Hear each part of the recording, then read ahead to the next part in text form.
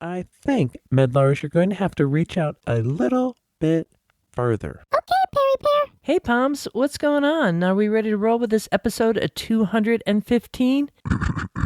Excuse me, Rhea. I think both you, Perry Pear, and the Medlars should try a double bird. Whoa, Poms, you're flipping the bird in here. That's right, Rhea. Oh, and to anyone or anything in particular? We are flipping the bird to coronavirus. Indeed, we are, Rhea. Indeed, we are. We are flipping the bird to coronavirus. It sucks. Yes, it does suck, and I really appreciate the POM support for us humans managing this pandemic right now. So I'm totally down with this. I'd like to help out too. Oh, come in. The Wildies, you are so welcome to come in too. We're going to be flipping the bird to coronavirus. And I figure, hey, Mr. Quince, is the tape rolling right now? Roger that. Well, how about if we keep it rolling while we're practicing in the cider house and also ask Ciderville out there listening right now, wherever you are. I think you could do this. I hope you can. You could shout it out, whatever, but get your middle finger ready because we're going to freaking flip the bird to coronavirus. Is everybody ready? Ready. Okay. On the count of 3. 1, 2, 3. Flip the bird. Flip the bird. Flip that bird. Flip it. Feck off, Corona. Stick it. Ah, that felt good. I'm going to just kind of hold up the bird a little bit longer now. I can see you, Medlars. I got it, Rhea. I got it. I know it's not easy with your little crown there, but yeah, you definitely, it looks like a middle finger. Good job. This situation sucks, Rhea. Roger that, Mr. Quince. This worldwide scene, this pandemic does suck, but we're not going to let it get us down because we're in the cider house, and in this place, Ciderville always swings towards happiness, and we have a fantastic chat coming up with Andy Hallett of Hallet Cider, based in Wales in the UK. And we should probably let people know a little bit about this here episode, right? Yes, you should let people know, Rhea, if there's going to be a little bit of swearing. You know, we're a little punchy because this was recorded at a cider fest. So hang in there. If you have a tender heart or tender ears, you might want to cover it. But right now, you know what? We're kind of nitty gritty and we're getting down with the world affairs. And, just feck off coronavirus. We're going with it. Is everybody ready? Group hug. Well, okay, obviously the Wild East Star. So that's all I need to know to set off with this show. We're going to swing it right into a little bit of fun here with Andy Hallett when I first met him, and then bring you into the show and bring you up to date. Welcome to Cider Chat. What's your name? What did you get? I don't have a name. I have a number. This is going to be a hard interview, isn't it? You got it, yeah. Is that going? You're surprising me. I didn't think you'd be so silly, but there you are. That's good. I'm glad. Hang on. Silly Yeah. or just off piece? Bullshitting me right now. Bullshit. Yeah, that's more like Bullshit comes later.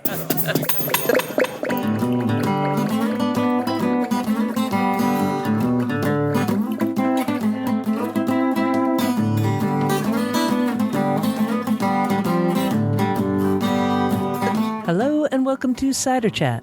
My name is Rhea Windcaller, and I am the producer and cider MC of this weekly podcast, where we speak with makers, cider enthusiasts, and folks within the cider trade from around the world. On this episode 215, we have Andy Hallett of Hallet's Cider. This is a Welsh-based cider company, you would say, in South Wales. If you looked at it on the map and you looked at West Country in England and you saw the city of Bristol where Banksy just did the most recent graffiti scene, and that's pretty cool, right? Banksy, who doesn't know Banksy, the gangsta graffiti guy. Across the water is Wales. That's kind of relative, and you would find the farm that I'm not going to try to pronounce where Hallett Cider is located. But this recording with Andy actually happened at the Raw Cider Fest in 2019. And it's a lot of fun. We're a little punchy because, well, we're at a cider fest and having a good time, kicking back some ciders, trying a whole bevy of different products from an amazing assortment of makers. So we're going to be getting to that conversation soon. But first, we're going to have a wee bit of news out and about in Ciderville.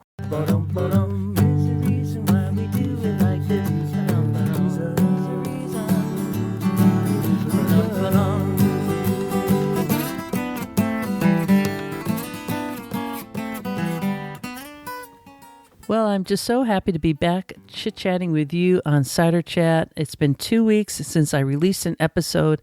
A lot has been going on. And I'd like to share with you a little bit of my story. Of course, the first quarter of 2020 has been very busy. I returned back from France after being gone for just about the entire month of February. Had a week home to kind of recoup and get myself in gear. I didn't really have any downtime at all. But I did get this episode ready in between that because I thought I was going to be releasing it. Had to sit on it. And then last week, I was scheduled to go to Boston to teach a seminar on the topic that I have a expertise in, which is leading chaos. Now, not like the wild yeast in the cider house where they're kind of like just creating their own scene. I guess maybe actually it is kind of a little bit like that, in that I believe that when chaos happens, it will lead us if we allow it, but we do have a choice in the matter. And that's what I teach people, is to provide them with the choice how to regain self-control, maintain self-control, and to direct chaos towards order. Once again, it's that constant yin and yang that is going on in the world right now. And if any time that we need that kind of work, we need it. And so it was a privilege and honor for me to help folks kind of maintain that and then go on to be able to train more people.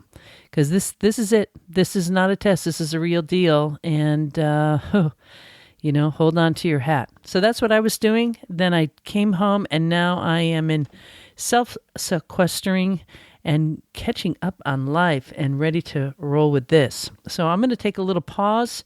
When I come back, I have a couple announcements to make about, different events that are going on right now that you might want to get involved with in terms of cider, and some happy news.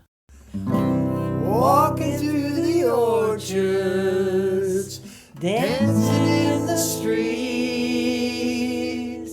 smelling all the blossoms, kicking up our feet. 2 weeks ago, when I wanted to roll out this episode, I was just biting at the bit to do that. I had 5 events ready to share with you. And I had to delete all that, good news. And now all I could say is hold on to your glass. These events, actually one did take place.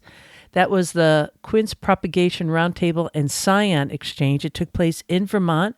I'll be speaking to Nan of Vermont Quince about that, getting a little bit more data that I could share with you. Really exciting. It's like a first ever event. And I know Zeke, who did work at Scott's Farm or Scott's Orchard, right north of Brattleboro.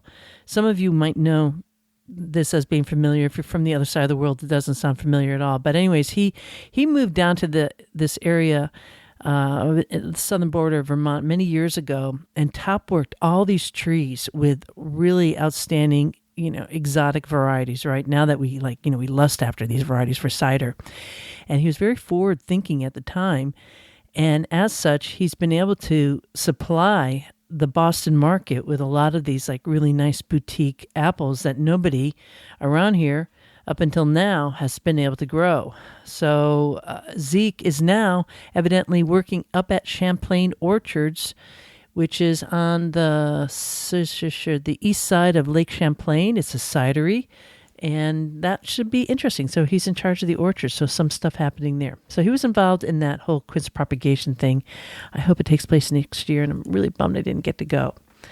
Then Another event soon after, coming up next week, it's been canceled. And that's the Northeastern Cider Conference has been, well, I should say postponed, right? Again, Northeastern Cider Conference has been postponed. Also on April 18th, the Old Apples in New England. This was an extended offering from Franklin County Cider Days. That event has been postponed. CraftCon, that was going to take place in England on April 24th through the 25th, has been postponed. Oh, the sadness. So sad. But remember, this is postponed, right? 2 weeks ago, I was just like, if this isn't a sign that cider going up, I don't know what is. And this is what life demands of us. Nobody said it was going to be easy. And right now, it's freaking hard. It's really hard to, like, if you have a loved one that you can't see because of quarantine or your friends or you're worried. I mean, it could be a very scary time. If you're living alone, all these different things going on, and have kids, what do you say? Blah, blah, blah. It just goes on. It's hard. But life is hard. But that doesn't mean that we give up. And certainly anyone in Ciderville knows that, shoot, we didn't give up on cider.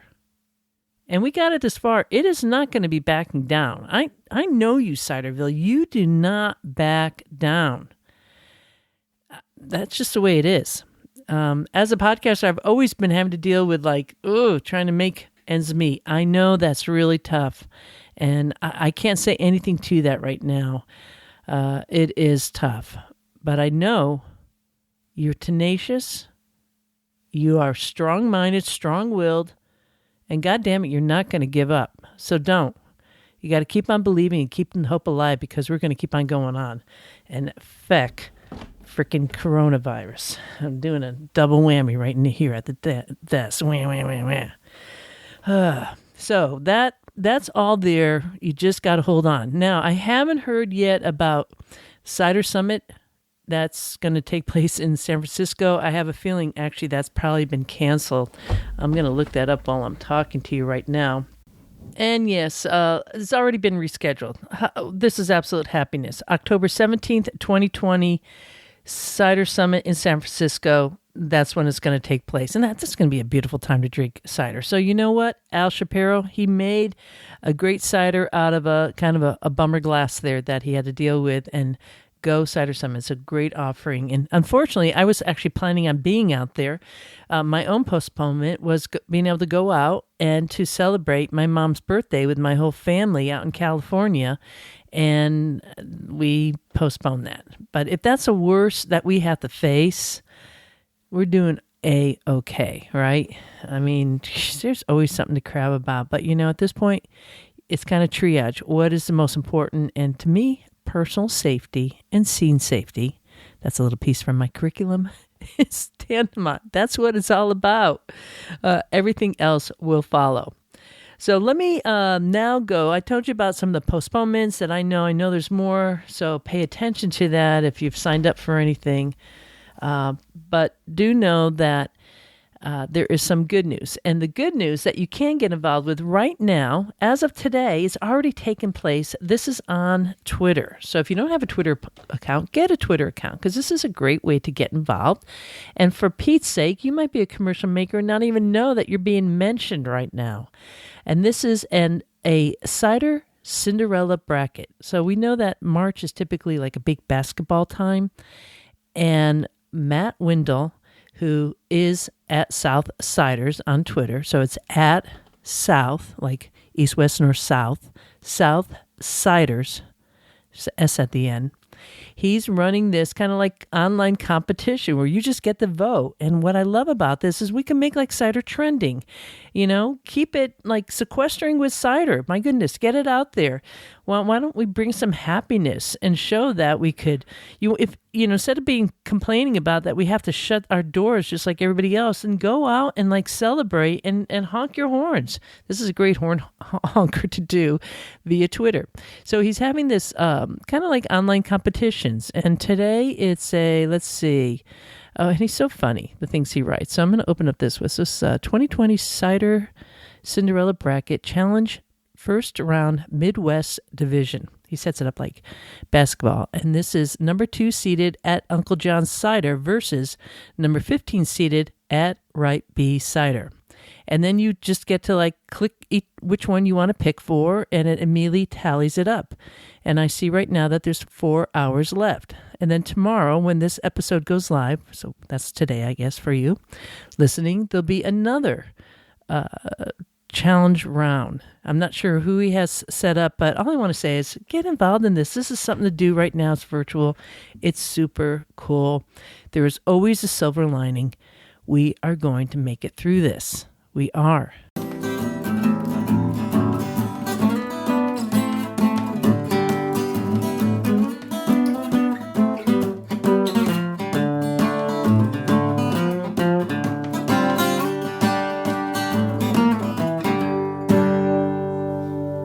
Well, this has led me to the final announcement that I want to make this week before we go live with our chat pre-recorded at the Ross Cider Fest in 2019 with Andy Hallett of Hallet's Cider. And that is that I am releasing the England Cider Tour headed out on September 1st through the 6th of 2020. So we have 6 months out, but sign up is happening now. So what does that mean? What does that mean? That means that, yes, I believe that we are going to make it through it. We're going to be on the other side. And when we are going to be so ready to drink and to be able to see folks and get this world back in gear again. We're in this moment of time, but we're going to move through it. And I'm offering a couple different things here. So once this episode goes live, you'll also be able to go onto the Totally Cider page at ciderchat.com, or you could just look up totallycider.com and it'll bring you right there. And it'll tell you a bit about what is being offered on this England Cider Tour. It's pretty outstanding. It's going to be 6 nights. We're going to be staying over during Labor Day weekend, so it's like a long extended weekend. And the beginning, we're going to be down in Somerset, and then we'll be heading up to Herefordshire. We're going to go to the Cider Club at Ross Cider Fest one night. Then we'll be meeting some makers. I don't want to tell you about it all right now because I'll be talking about it. This provides me the opportunity to talk about good happiness. We'll do some more traveling about, and then we're going to be going back to the Ross Cider Fest on Saturday. And this is an annual festival of cider and music. There's food. There are so many cider makers. So I think in total, you're probably going to be, you could see up to like 30 makers over the course of this here tour. It's going to be phenomenal. It's a small group. We're not moving around a lot at too many hotels. We're going to be staying at the Green Dragon in Herefordshire, down in Bristol, where I was talking about that earlier when we came into this episode. You could go hunt down the Banksy graffiti. Cool stuff. And as you will hear Andy and I talking about it, because we're right at the festival recording this, it is kind of like the Mecca for makers in that region. A lot go to it, and I was there last year, and it was really outstanding. And of course, it's the Johnson family that run the show. They've been doing it for a long time, Mike Johnson and now his sons. And it provides you an opportunity to be actually in an orchard, outdoors. There's pears. There's all these smaller orchards with different varieties. It's just going to be wonderful. On top of then going to see some amazing cider makers too, and some ancient peri pear trees. So yes, I have released the England Cider Tour for 2020. Go to totallycider.com. Sign up now. And because I know that, there's a pandemic going on, okay, things can change. So you could sign up, lock in this price right now. You have until, I think it's May 1st to cancel. So that's a ways out there, and get a full refund. Yeehaw! With that said, now let's head to this conversation with Andy. And as you know, we were kind of coming in earlier on this podcast. We're kind of a little bit punchy, and we're just going to go right into the conversation. And if you could, cue it up, Mr. Quince. Roger that, Rio. Counting 1, 2, 3. Okay, my name is Andy Hallett, and you shouldn't take me too seriously. We have a little farm in Wales, which is 1,000 feet up on a little mountain called Mynydd Mine. Translated, that means my mountain. Was that what was the language that you were using there? Welsh. Right. Which is Celtic. Yes. So we kind of arrived there 20-ish years ago. Cider started as a hobby. I'm an engineer as a profession. What kind of engineer? Mechanical, electrical, kind of design. If you need something made, I'll make it. It's a good skill to have. Kind of thing. It can be a rod for your own back. You're problem solving through something, and so that a lot of people don't have that kind of country sensibility. Yeah, that doesn't go away. Do you know how to change a flat tire? Yes, you do. So that's good. So in the beginning, it was like making cider for me. Then after about a year, a friend said, I like this. Can I get involved? That turned into a little bit of a big hobby.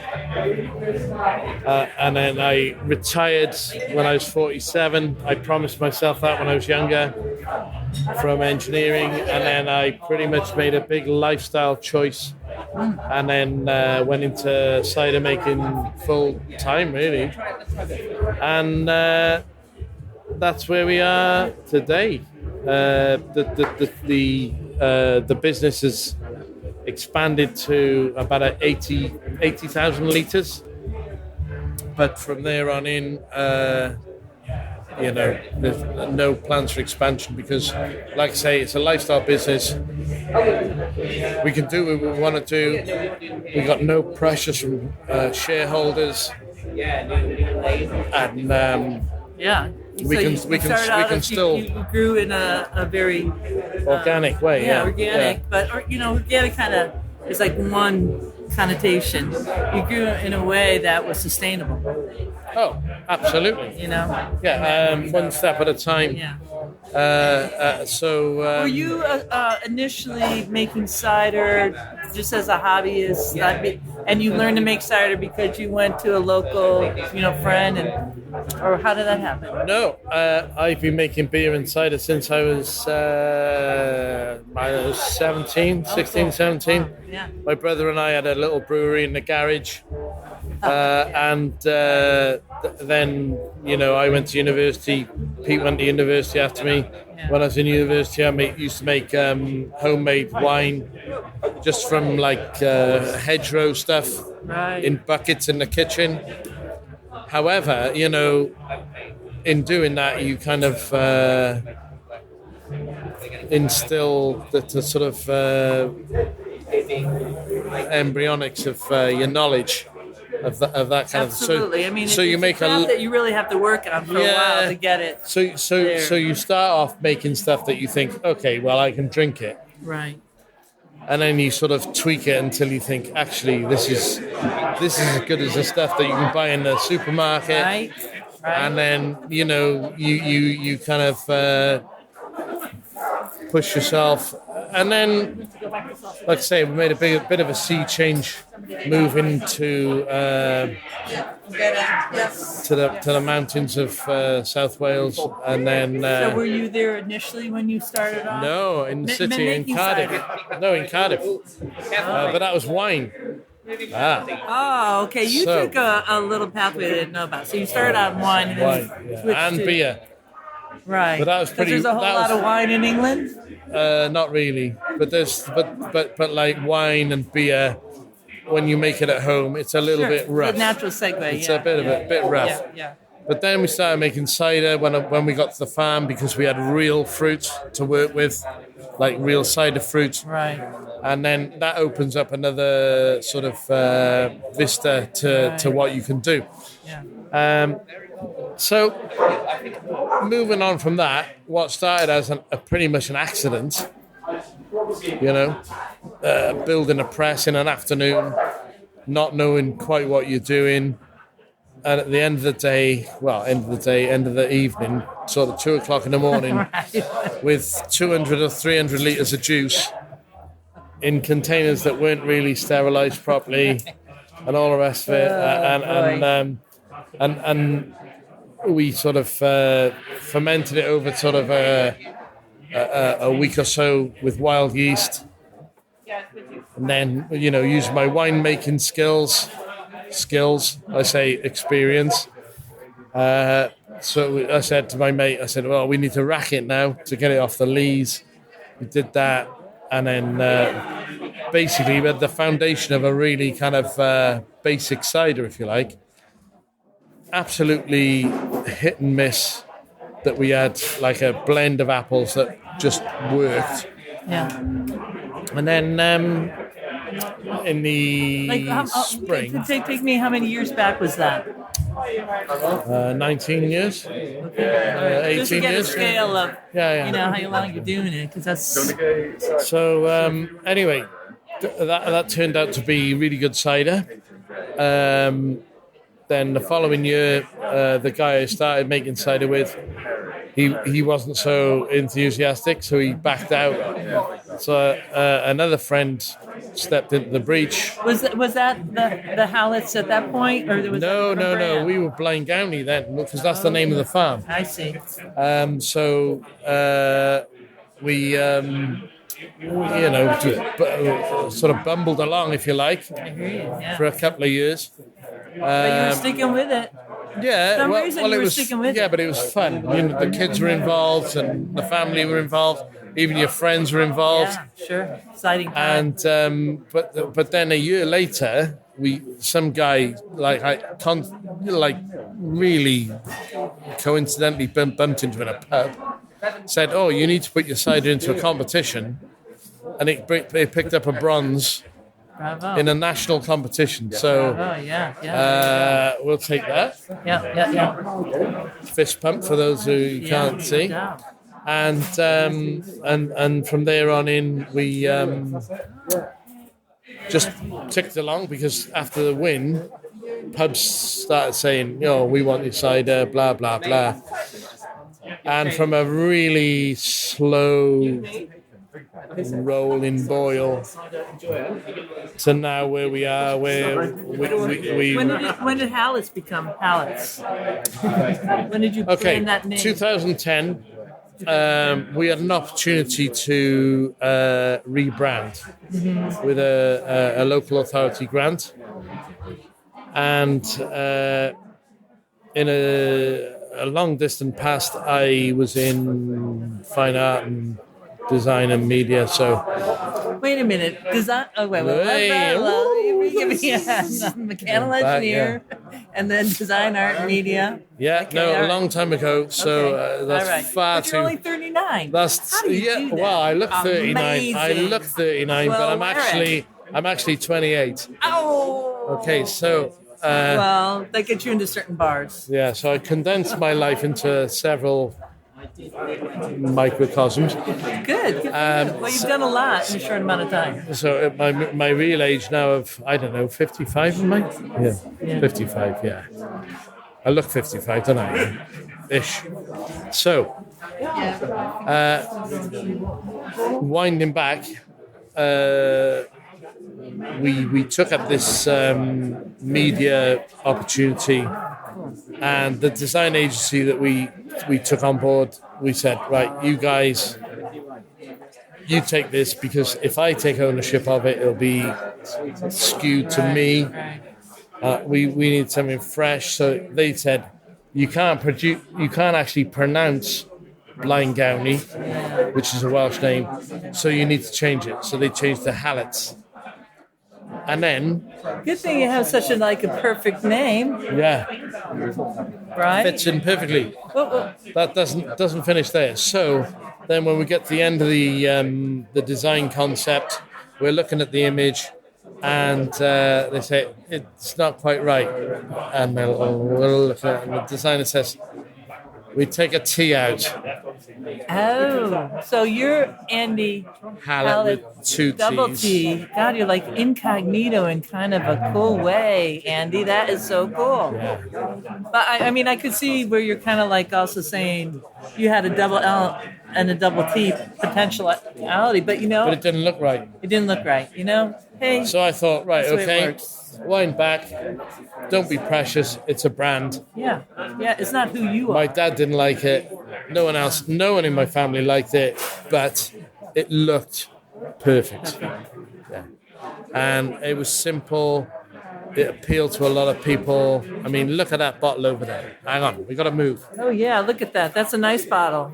I've only seen a couple makers use that kind of bottle. Yeah. So look at that, Deviation. screen printed. yeah. Where you gonna find Hallett's on that? No. On the back. Just sneaky on the back. yeah. So it's not. So, deviation, the action of departing from an established course or accepted standard, deviation from the norm, ABV 8%. Of course, these are empty bottles, but please tell me about it. Well, they went off. So, we run out 980 bottles of this using a process which is not for champagne and partially Charmat, which is like Prosecco. So the process of putting that in a bottle is pretty much I've invented. So we got a standard bottle filler, and we chopped off all sorts of pipes on it, and then I put new valves on it and reinvented it, if you like. It's not an easy thing to do. Okay, well, good thing you're a mechanical engineer. However, if you've ever tried it, it's taken 4 years to get from fermented in bottle to not happy with fermented in bottle to re-fermented in bottle and still not happy with fermented in bottle Wow. to That's a long process. let's change the direction completely. Ferment it in tank, it's safe. Rack it out of tank. It goes through primary alcoholic, secondary malolactic, then into a pressure tank. Then we pitch a new cider in from the new harvest, which has got some life in it. That'll pressurize the tank. Then we leave that settle. Then after that, we get it to our carbonation pressure that we want. Then we can adjust that with CO2 by forced carbonation, just like Prosecco is. And then we leave it, we let it settle. And then what happens is we put it through a filter, and then we put it into my contraption of a bottle filling machine, which is chopped up normal bottle filler. Very cool. Very cool. Wow. And how many, this machine is, how big is this machine? Is it just, is the reed kind of very, like, so Andy's holding his arms out. 2 foot wide. 2 foot wide, yeah. 18 inches high. 18 inches high. Cool. But it looks like something out of Frankenstein. Well, But so it works. are you able to Works like perfectly. make a couple of these? Do you need a couple, or you just need one? No. Yeah. Yeah. Ambient temperature. What I've not mentioned, this all happens in a cold store. So we have a cold room. So the tank where the fermentation and filtration takes place is in the same room, and the filling and the bottles and everything, the washing, cold washing.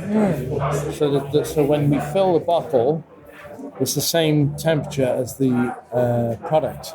So there's no thermal gradient. So there's no shock. And you're using a very specific kind of bottle. What is this style called? It's I have no idea. It's just a beautiful Italian bottle. right. It has the nipple going in on the bottom of the bottle.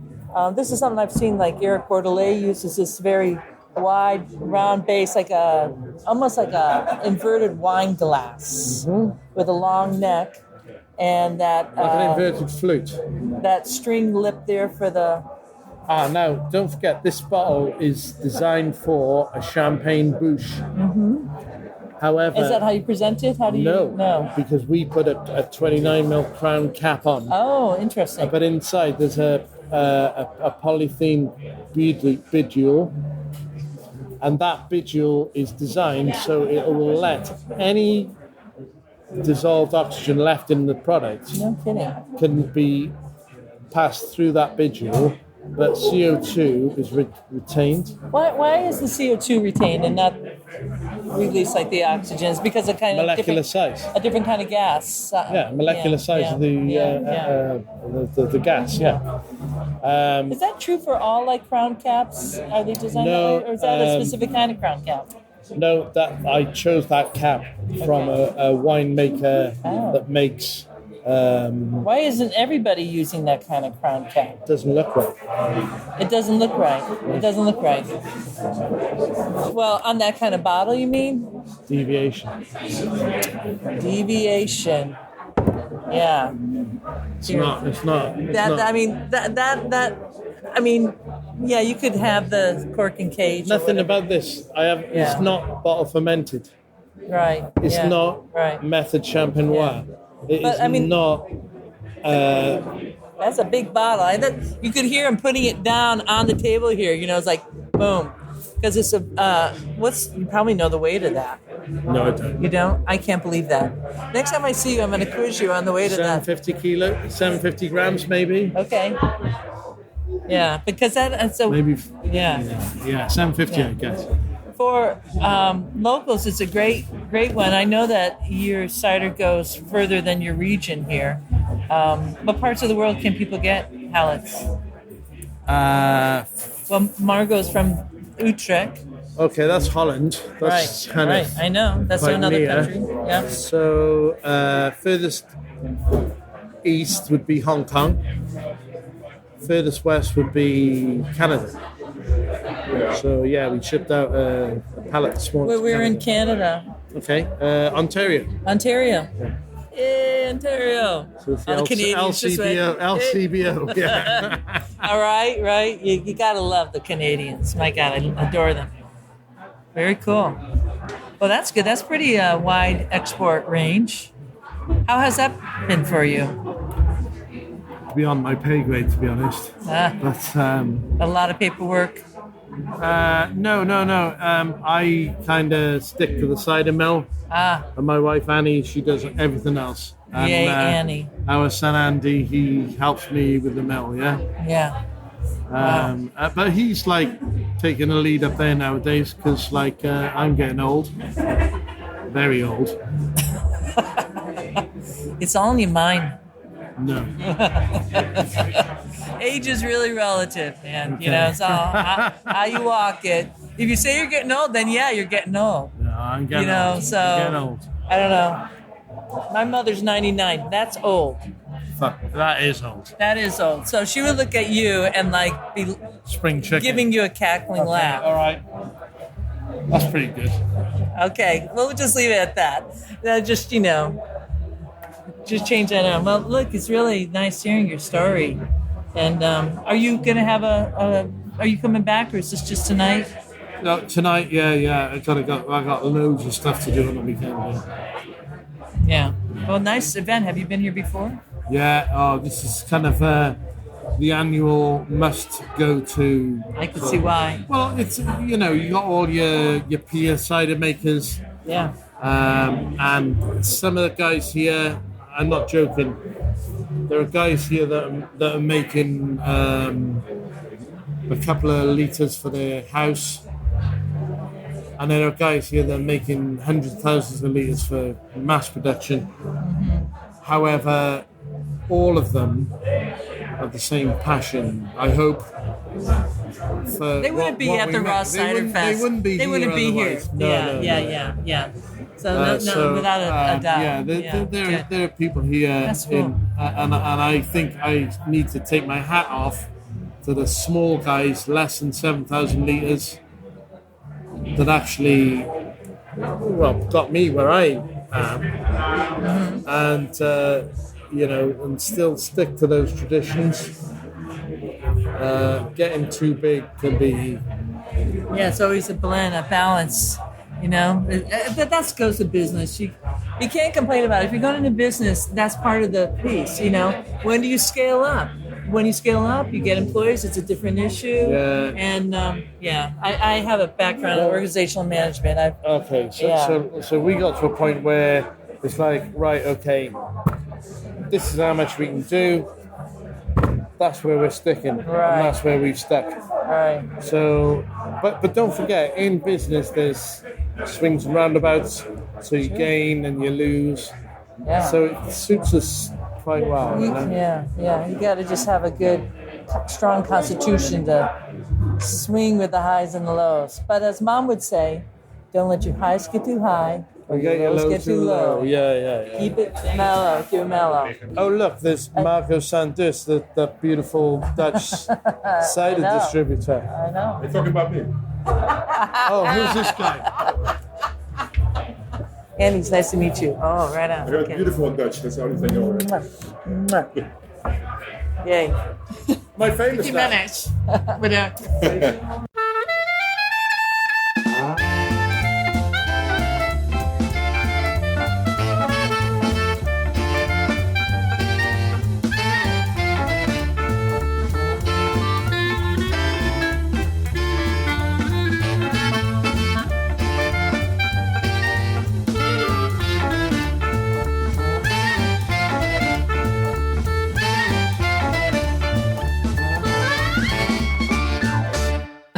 I was giggling a lot just listening to that little piece there. It was fun, and that also gives you a little bit of a on-site look at what it's like being at the Ross Cider Fest. I mean, you are able to be there and bump into amazing makers like Andy and Margot. It was just like one person after another who is full on in the cider sphere in the UK. And I'm referring to Margot. That's Margot Sanderson. She's of the Het Cider House based in Utrecht in the Netherlands.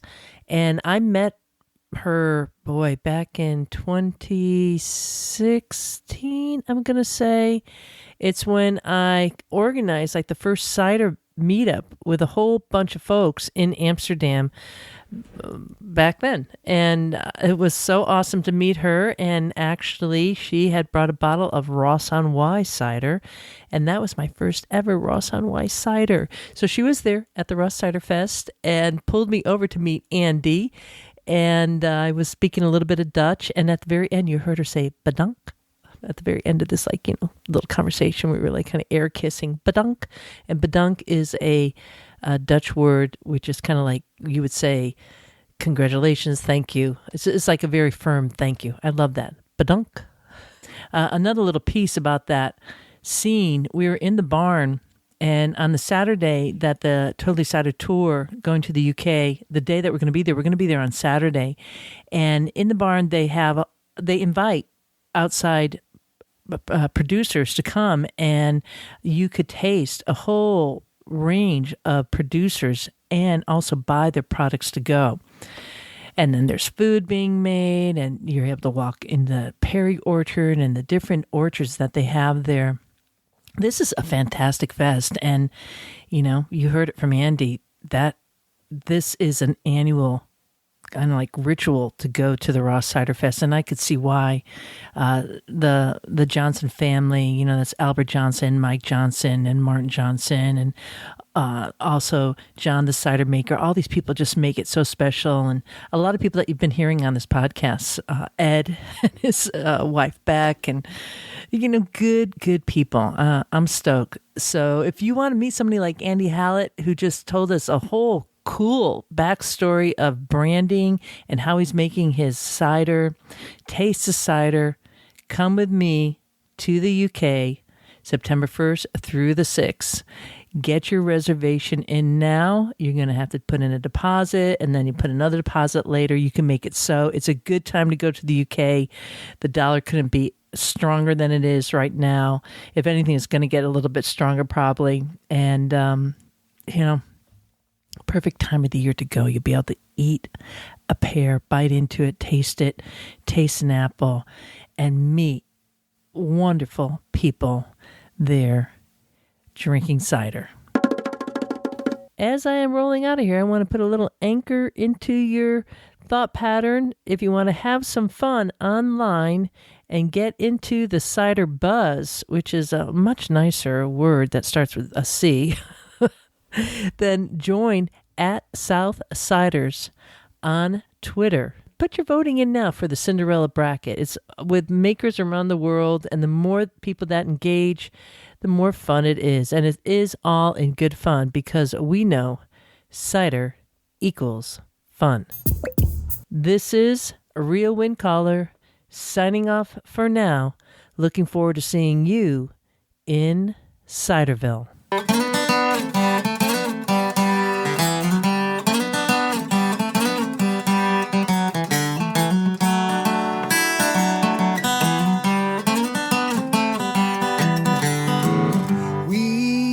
Cider, we like palms, we love orchards and having fun. There is a reason why we do it like this. Oh yes there is. There is a reason why we do it like this. Oh yes there is. There is a reason why we drink it like this. Oh yes there is a reason. We like walking through the orchards, dancing in the streets, smelling all the blossoms, kicking up our feet. We like cider, we like palms, we like orchards, having some fun. There is a reason why we do it like this. Oh yes there is. There is a reason why we do it like this. Oh yes there is. There is a reason why we drink it like this. Oh yes there is. There is a reason. We like walking through the orchards, dancing in the streets, smelling all the blossoms, kicking up our feet. Oh yeah. We like cider. Oh yes we do. We like palms. Oh yes we do. We love orchards, having some fun. There is a reason why we do it like this. Ba-da-da-dum. There is a reason why we do it like this. Ba-da-da-dum. There is a reason why we drink it like this. Ba-da-da-dum. Ba-da-da-dum. We like walking down the orchards, dancing in the streets, smelling all the blossoms, kicking up our feet. Oh yeah. We like cider. Ba-da-da-dum. We like palms. Oh yes we do. We like orchards, having some fun.